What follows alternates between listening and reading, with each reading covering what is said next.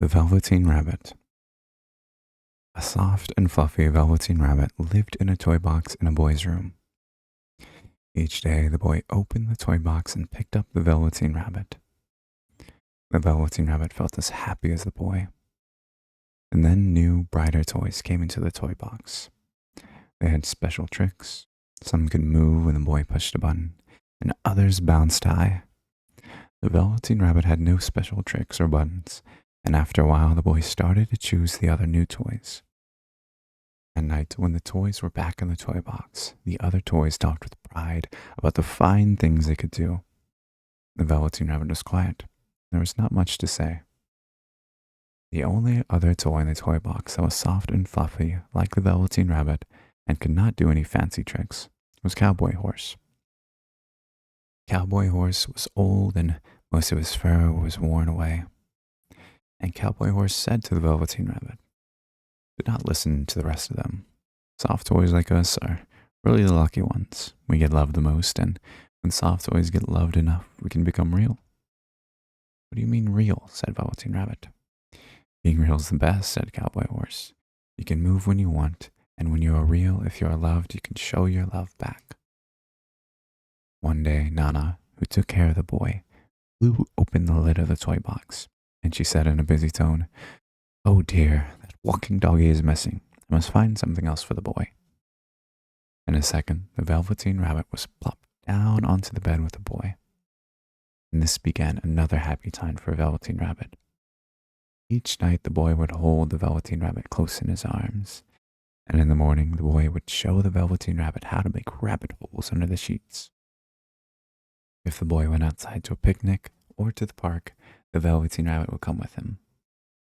After all that hugging and holding, much of the Velveteen Rabbit fur got matted down. Its pink nose grew less pink. The Velveteen Rabbit did not care. It was happy. One day, the boy became sick, and his forehead got very hot. The doctor came and went, and Nana walked back and forth in fear. Day after day, the boy stayed in bed, and there was nothing for Velveteen Rabbit to do but to stay in bed too, day after day. Then at last, the boy got better. Such joy in the house. The doctor said the boy must go to the shore. Oh, wonderful, thought Velveteen Rabbit. Many times the boy had talked with great excitement about the shore, about its wide, sandy shore and big blue ocean. "What about this old bunny?" Nana asked the doctor. "That old thing," said the doctor, "full of scarlet fever germs. Burn it at once. Get him a new bunny."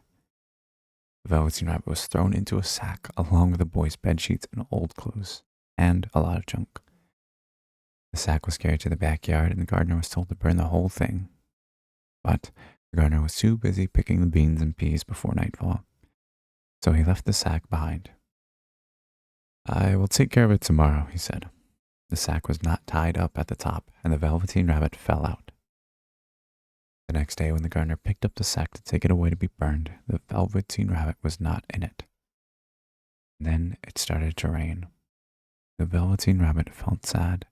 So far away from the boy, never again to be nice and cozy inside together, and now soaking wet too.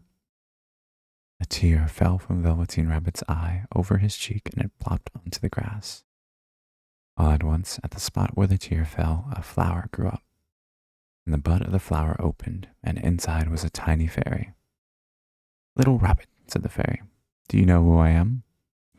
"Should I know you?" said the Velveteen Rabbit.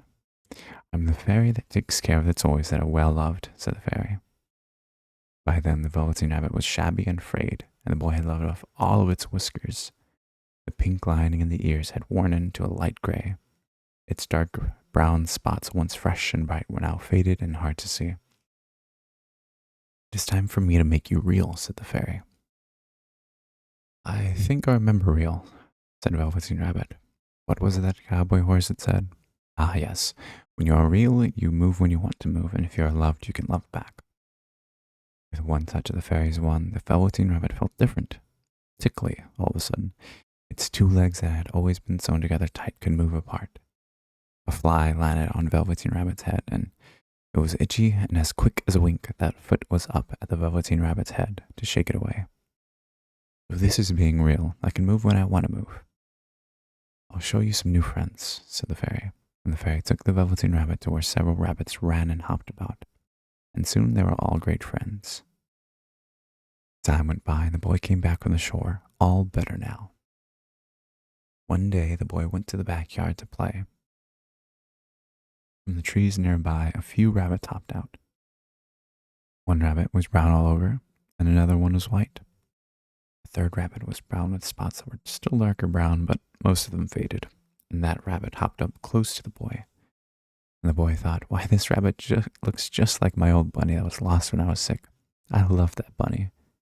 And what he didn't know was this was his very own bunny come back to see the boy. For he was the reason the Velveteen Rabbit had become real. The end. Good night, good night, good night. Sweet dreams.